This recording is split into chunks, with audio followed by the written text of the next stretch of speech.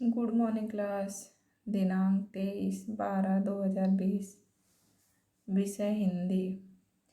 बच्चों, आप लोगों से मैं कुछ प्रश्न करूंगी जिनको उत्तर उसका आएगा वो ऊपर हाथ करके करेंगे और पूरे वाक्य में उत्तर देंगे। ठीक। पदार्थ की कितनी अवस्थाएं होती हैं? पदार्थ की कितनी अवस्थाएं होती हैं? पदार्थ की 3 अवस्थाएं होती हैं।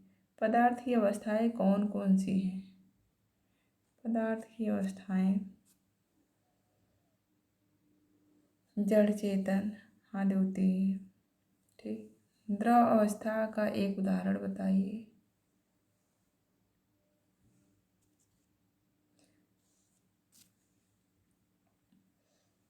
पानी। पानी को गर्म करने पर क्या होता है? पानी को गर्म करने पर भाप बनती है। ठीक। भाप जब ठंडी हो जाती है वह बन के क्या गिरती है? ठीक है बच्चों, आज हम सब पानी की कहानी के बारे में विस्तृत अध्ययन करेंगे।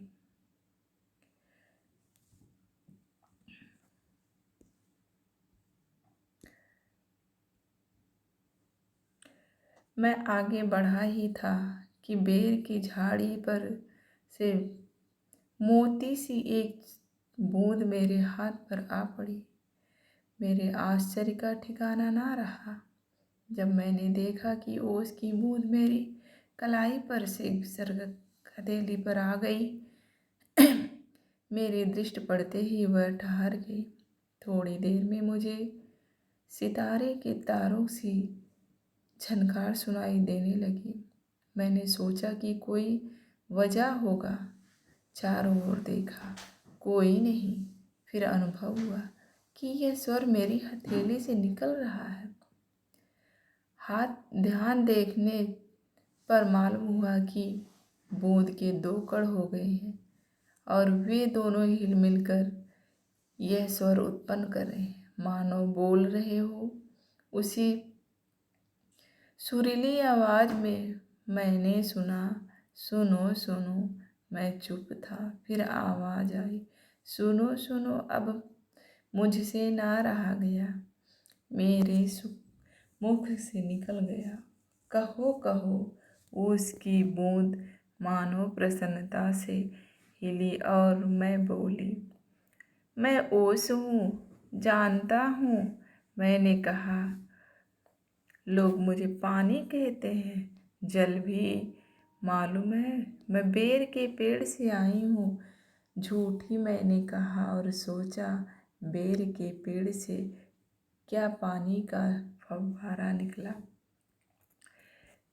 लेखक कहता है कि मैं आगे की ओर बढ़ रहा था।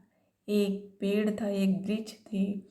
बेर का झाड़ी से मोतियों के समान उसकी ओस की बूंदें पड़ गई और मुझे आश्चर्य लगा कि यह क्या है। ओस की बूंद मेरी कलाई से सरक कर हथेली पर आ गई। वह ओस की बूंदें जो थी मेरी कलाई से, मेरे हाथ की कलाई से खिसक कर वह हथेली पर आकर गिर गई। मेरी दृष्टि पड़ते ही, मेरी निगाहें पड़ते ही वह रुक गई। थोड़ी देर में मुझे सितार के तारों से यह झनकार सुनाई देने लगी। मुझे कुछ देर बाद ही वह तारों की झनकार जैसी आवाज़ सुनाई पड़ी। मैंने सोचा कोई बजा रहा होगा। मुझे ऐसा महसूस हुआ, मुझे ऐसा ही लगा कि वह किसी ने उस आवाज़ को बजा रहा। चारों ओर देखा, मैंने सब तरफ देखा, कुछ भी नहीं दिखाई दिया। अनुभव हुआ कि यह स्वर, यह आवाज़ जो है हथेली से निकल रही है। मुझे ऐसा एहसास हुआ। ध्यान से देखने पर मालूम हुआ कि बूंद के 2 कण हो गए। वह जो मोतियों के समान ओस की बूंद जो गिरी, उसके अलग अलग 2 कण हो गए और वह दोनों हिल मिलकर दोनों एक दूसरे से मिलकर यह स्वर उत्पन्न कर रहे हैं, ये आवाज़ को उत्पन्न कर रहे हैं, मानो मैं बोल रहे हूँ। लग रहा है कि वह उस ओस की बूंदें बोल रही हैं। ठीक।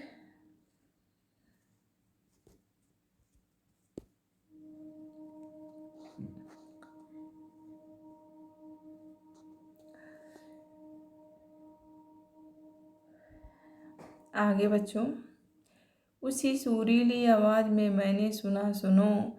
मैं चुप था, फिर आवाज़ आई, सुनो सुनो। अब मुझसे ना रहा गया, मेरे मुख से निकल गया, कहो कहो।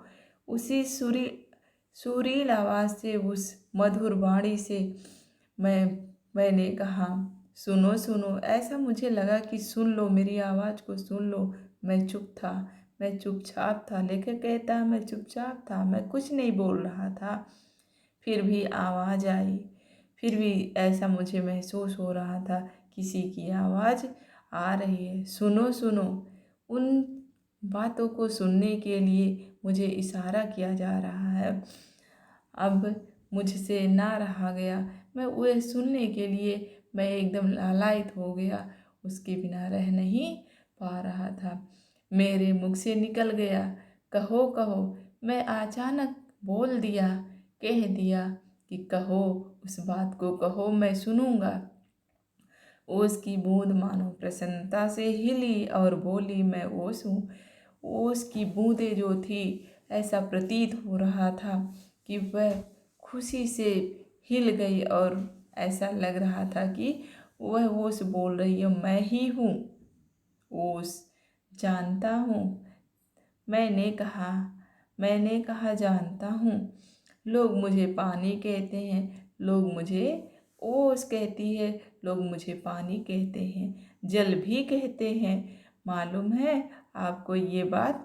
मालूम है? लेखक से कहती है ओस, मैं बेर के पेड़ में से आई हूँ, इस बेर के वृक्ष से मैं आ रही हूँ, गिरी हूँ। झूठी मैंने कहा और सोचा बेर, झूठी मैंने। लेखक कह रहे हैं मैंने ऐसा ही झूठा ही सोचा और मैंने झूठा ही ऐसा कहा। बेर के पेड़ से क्या पानी का फव्वारा निकल रहा है? ऐसा क्या ये फव्वारा निकल रहा है?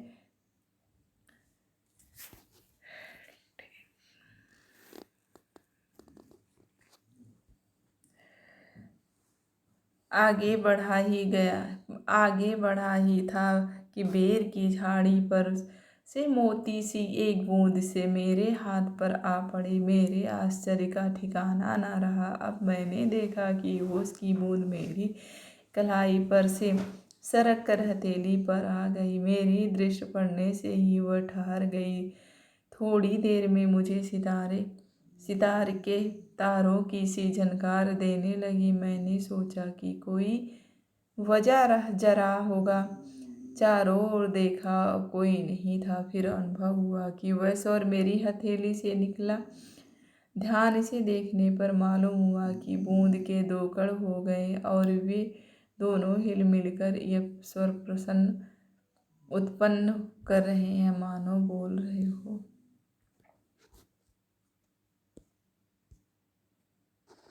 बच्चों, जो प्रश्न मैं पढ़ाया उसमें से मैं आप लोगों से कुछ प्रश्न करूंगी। लेखक को वो बूंद सा मिली, लेखक को ओस की बूंद खा मिली, लेखक को उस ओस की बूंद बेर के वृक्ष से मिली। लेखक की दृष्टि ओस पर पड़ते ही क्या हुआ? लेखक की दृष्टि ओस पर पड़ते ही उन्हें पानी सा मालूम पड़ा। लेखक को कौन सी झनकार सुनाई दी? लेखक को कौन सी झनकार सुनाई दी? लेखक को स्वर की ओस की बूंद की झनकार सुनाई दी। ओस के कितने कण हो गए थे? ओस के दो कण हो गए थे। ठीक, बहुत अच्छा। ओस की बूंद ने लेखक को क्या कहकर बुलाया? ओस की बूंद ने कहा, मैं, हे सुनो, मैं ओस हूँ। ऐसा कहकर उन्होंने बुलाया। वेरी गुड, बहुत अच्छा। रिक्त स्थानों की पूर्ति कीजिए। झाड़ी से मोटी सी एक डैश मेरे हाथ पर आकर गिरी। झाड़ी से मोटी सी एक ओस मेरे हाथ पर आकर गिरी। ओस की बूंद कलाई से सरक कर डैश पर आ गई। ओस की बूंद कलाई से सरक कर हथेली पर आ गई। बहुत अच्छा। सितार के तारों से झनकार सुनाई दी। स्वर ओस के स्वर सितारे के झनकार से जैसी सुनाई दी। मेरा नाम डैश है, मेरा नाम ओस है। लोग मुझे डैश कहते हैं, डैश भी। मुझे लोग कहते हैं और पानी, मैं हूँ ओस भी हूँ। ग्रेगाल, लेखक के बारे में 5 महत्वपूर्ण कार्य लिखकर ले आइएगा। Thank you class.